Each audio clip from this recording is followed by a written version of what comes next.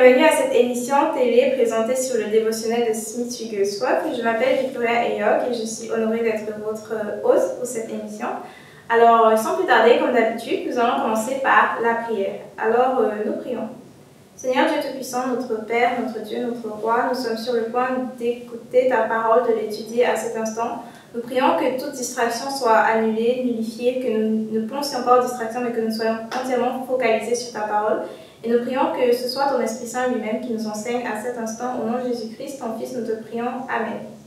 Alors, le titre de l'enseignement du jour, c'est la parole vivante. Donc, aujourd'hui, nous allons énormément parler de la parole de Dieu.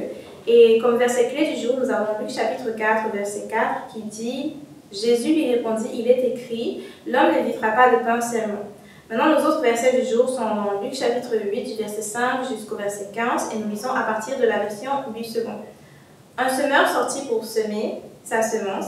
Comme il semait, une partie de la semence tomba le long du chemin. Elle fut foulée aux pieds, et les oiseaux du ciel la mangèrent. Une autre partie tomba sur le roc. Quand elle fut levée, elle sécha, parce qu'elle n'avait point d'humidité. Une autre partie tomba au milieu des épines.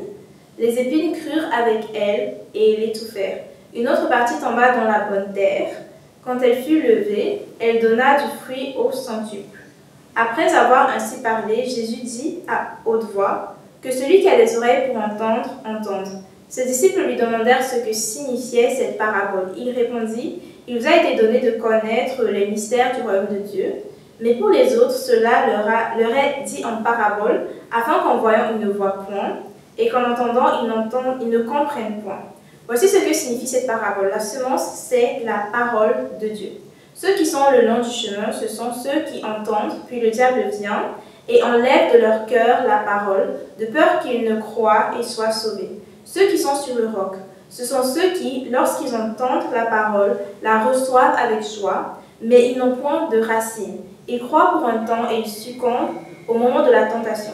Ce qui est tombé parmi les épines, ce sont ceux qui, ayant entendu la parole, s'en vont et la laissent étouffer par les soucis, les richesses et les plaisirs de la vie, et ils ne portent point de fruits qui viennent à maturité. Ce qui est tombé dans la bonne terre, ce sont ceux qui, ayant entendu la parole, avec un cœur honnête et bon, la retiennent et portent du fruit avec persévérance. Parole du Seigneur, Dieu Tout-Puissant, nous rendons grâce à Dieu. Alors, aujourd'hui, comme nous disions tout à l'heure, nous allons parler énormément de la parole de Dieu. Donc, comme Smith Wigglesworth dit ici, la parole de Dieu est d'origine surnaturelle, elle est éternelle dans sa durée, elle est inexprimable dans sa valeur, elle est infinie dans sa portée, elle est régénératrice en puissance, elle est infaillible dans son autorité, elle est universelle dans son application et elle est inspirée dans sa totalité. Donc ça, c'est une description énorme et merveilleuse et magnifique de la parole de Dieu.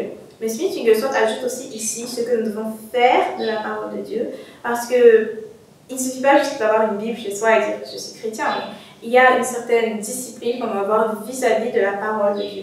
Donc nous devons premièrement la lire de bout en bout. Ça veut dire que la Bible, ça va être par exemple le livre que tu as le plus lu de toute ta vie.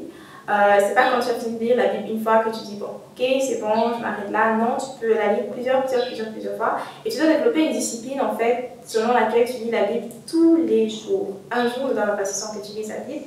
Et genre, au début, tu sauras peut-être lire un verset par jour, 2 versets, 5, 10, 15, 20, un chapitre. Mais une journée ne doit pas passer sans que tu lises ta Bible. Et tu peux passer, mais tu n'es pas obligé de la lire juste une fois par jour, tu peux la lire plusieurs fois par jour. Prenons exemple de Smith Wigglesworth qui, comme on dit, il ne faisait pas 30 minutes de sa vie sans lire la Bible. Donc il était constamment en train de lire la Bible, prier, lire la Bible, prier, lire la Bible, prier. C'était un cycle.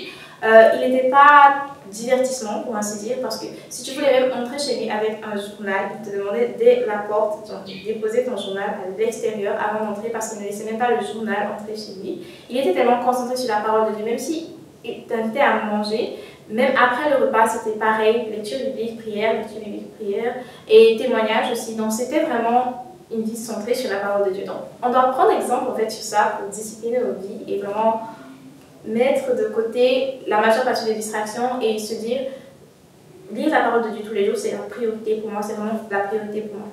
Aussi, une autre chose qu'on fait de cette parole, c'est l'écrire. Parce que pendant que tu lis la parole de Dieu, il y a plein de choses que Dieu te dit personnellement. Il te donne des conseils, il te donne des ordres, il t'encourage.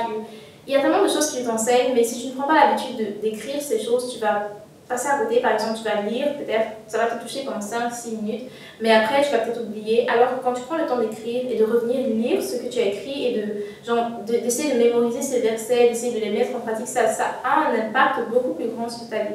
Donc, c'est très important si tu n'as pas encore un cahier dans lequel tu notes tes méditations quotidiennes, genre quand tu lis la parole de Dieu, c'est très important. Prends un cahier, chaque jour tu mets la date et tu mets ce que tu as lu dans la parole de Dieu et tu marques principalement les versets qui t'ont le plus marqué, le plus touché. Une autre chose qu'il faut faire, c'est prier dessus ou prier avec. Donc, les versets bibliques vont te susciter des sujets de prière, vont te susciter des stratégies aussi de prière. Comme le pasteur Curry Blake dit souvent, ou l'apôtre Curry Blake dit souvent, peu importe le problème auquel tu fais face dans ta vie, la solution c'est toujours la même. Tu dois aller dans la parole de Dieu et chercher quelle est la solution que la parole de Dieu donne par rapport à ce problème. Et ce que tu dois faire, c'est mémoriser cela et déclarer cela sur ta vie. Donc tu transformes ces versets bibliques en prière sur ta vie, sur la situation en question. Et ça marche à tous les coups, si tu le fais par la foi. Donc oui, c'est bien lire la Bible, c'est excellent, c'est très bien. C'est bien aussi d'apprendre qu'est-ce que Dieu te dit à travers cela, de le noter, c'est très bien. Maintenant, prends aussi ces versets, personnalise-les, fais-en des sujets de prière, prie les versets sur ta vie, sur la vie de ta famille, de tes enfants, de tes proches, de tes amis, sur ton travail, sur tout ce qui te concerne, sur tes études. Prie en fait avec les versets bibliques. C'est ce qu'on appelle souvent le support biblique. Maintenant, il faut aussi travailler dessus. La parole de Dieu, certes, elle est magnifique. Il y a plein de miracles qui vont se produire dans ta vie parce que tu la lis, tu l'écoutes, tu pries. Mais aussi, il faut la mettre en pratique. Il faut y travailler. Ça veut dire que quand tu vas lire la parole de Dieu, ce ne sera pas toujours en train de te caresser dans le sens du poil. Parfois, il y aura des reproches que Dieu va te faire. Parfois, il y a des ordres qu'il va te donner. Plein de fois, des ordres qu'il va te donner. Et toi, en tant que chrétien, tu dois obéir parce que plusieurs chrétiens sont OK avec le fait d'accepter Jésus comme sauveur, parce que plusieurs personnes ne veulent pas aller en enfer. Donc quand tu viens leur dire, OK, si tu n'acceptes pas Jésus comme Seigneur, le sauveur personnel, tu iras en enfer, ils disent non, je ne veux pas aller en enfer, donc j'accepte Jésus comme sauveur. Mais maintenant, la partie Seigneur, ces personnes ne veulent pas accepter Jésus comme Seigneur. Donc très souvent, ce sont des personnes qui ne veulent pas aller en enfer, mais qui veulent vivre leur vie comme bon leur semble en fait. Alors qu'en tant que chrétien, en fait, si tu as accepté Jésus, tu ne l'as pas seulement accepté comme sauveur, tu l'as aussi accepté comme Seigneur. Ça veut dire que c'est lui le patron, c'est lui qui dirige, c'est lui qui dit comment tu vis ta vie et toi tu obéis. En fait, tu es censé être extrêmement soumis parce que c'est lui ton maître. Donc, quand on parle de travailler sur la parole, ça veut dire quand tu lis, qu'est-ce que Dieu te dit, quels sont les changements qu'il faut apporter dans ta vie, où est-ce que tu dois t'ajuster et tu obéis en fait, et tu décides d'ajuster ta vie selon la parole de Dieu. Ça veut dire peut-être tu vas perdre certains amis, tu vas perdre certaines fréquentations, tu vas peut-être perdre certains jobs même parce que tu as décidé vraiment de servir le Seigneur, mais parce que tu seras fidèle, tu vas aussi recevoir la récompense qui va avec le fait d'être fidèle. Et aussi, vraiment, c'est important, tout ce dont on parlait jusqu'ici, c'était plus genre ton christianisme, genre ta vie, ta relation personnelle avec Jésus. Mais maintenant, il y a un autre aspect très important, c'est qu'il faut transmettre la parole de Dieu. Jésus a dit à ses disciples de faire des disciples. Et nous sommes le fruit, en fait, du travail de ces disciples, parce que ces disciples ont fait des disciples, qui ont fait des disciples, qui ont fait des disciples. Et nous voici donc aujourd'hui. Donc, nous sommes le fruit, en fait, du travail d'autres disciples de Jésus. Et c'est notre responsabilité, en fait, de continuer cette œuvre et de faire aussi des disciples. Ça veut dire prêcher l'évangile, leur parler aux gens de Jésus. Quand ils reçoivent Jésus comme Seigneur, Sauveur personnel, ça veut dire aussi les accompagner dans la parole de Dieu, les édifier, les équiper pour qu'eux aussi marchent bien dans le Seigneur et aussi qu'ils fassent des disciples. Donc, c'est quelque chose de très important. Plusieurs personnes négligent cet aspect-là, plusieurs personnes voient le christianisme comme quelque chose de personnel, ils disent « Oh non, c'est ma foi, c'est ma vie personnelle, je ne partage pas, c'est privé ». Alors que pendant que tu gardes ça personnel, pendant que tu gardes ça privé, il y a des gens parmi tes proches, parmi tes amis, parmi tes frères, parmi tes sœurs qui sont en train d'aller en enfer. Alors que si tu priais pour ces personnes, si tu leur prêchais l'évangile, si tu transmettais la parole, ce serait différent. Donc c'est aussi notre responsabilité en tant que chrétien de transmettre la parole. Donc, comme si que soit le dit ici, la parole de Dieu change une personne jusqu'à ce qu'elle devienne une épître vivante de la parole de Dieu. Ça, c'est 2 Corinthiens chapitre 3, verset 3. Donc, la parole de Dieu va transformer ta pensée, elle va transformer ton caractère, elle va transformer ta façon d'agir. Elle te transforme carrément et elle te conforme à l'image de Christ. Mais tu ne peux pas expérimenter tout ça si tu dis « Oh, j'ai pas besoin de lire la parole de Dieu, je suis un chrétien comme ça, là, j'ai donné ma vie au Seigneur, j'ai fait une prière de 5 secondes et je vis ma vie comme je veux maintenant. » C'est pas ça le christianisme. C'est, oui, tu as fait cette prière, tu as pris cet engagement avec le Seigneur, maintenant marche selon cet engagement, lis la parole, écoute-la, mets en pratique, vis selon elle et tu vas voir, elle va te transformer, elle va te changer. Et même, parfois ce sont les autres qui vont regarder et vont dire, quelque chose a changé chez toi, tu n'es plus comme avant. Et effectivement, c'est la puissance du Saint-Esprit qui t'a changé parce que de toi-même, tu ne peux pas. Et effectivement, Dieu est amour. Et celui qui demeure dans l'amour demeure dans le Seigneur. Ça, c'est 1 Jean chapitre 4, verset 16. Donc, comme Smith Wigglesworth le dit, si Dieu veut prendre des personnes ordinaires, des personnes vraiment ordinaires, et les amener dans des conditions extraordinaires, comment? Par la puissance du Saint-Esprit. Et comment aussi par ton désir, en fait, cette soif que tu as de toujours marcher dans le Seigneur, de toujours obéir. Donc, Dieu a vraiment un plan merveilleux pour toi, mais c'est à toi de décider de te dédier pleinement à lui, de te redédier pleinement à lui, pour expérimenter vraiment toutes ces merveilleuses promesses qu'il a pour toi dans sa parole. Donc, la citation du jour, Dieu a promis de remplir, d'accomplir les désirs de ceux qui le craignent.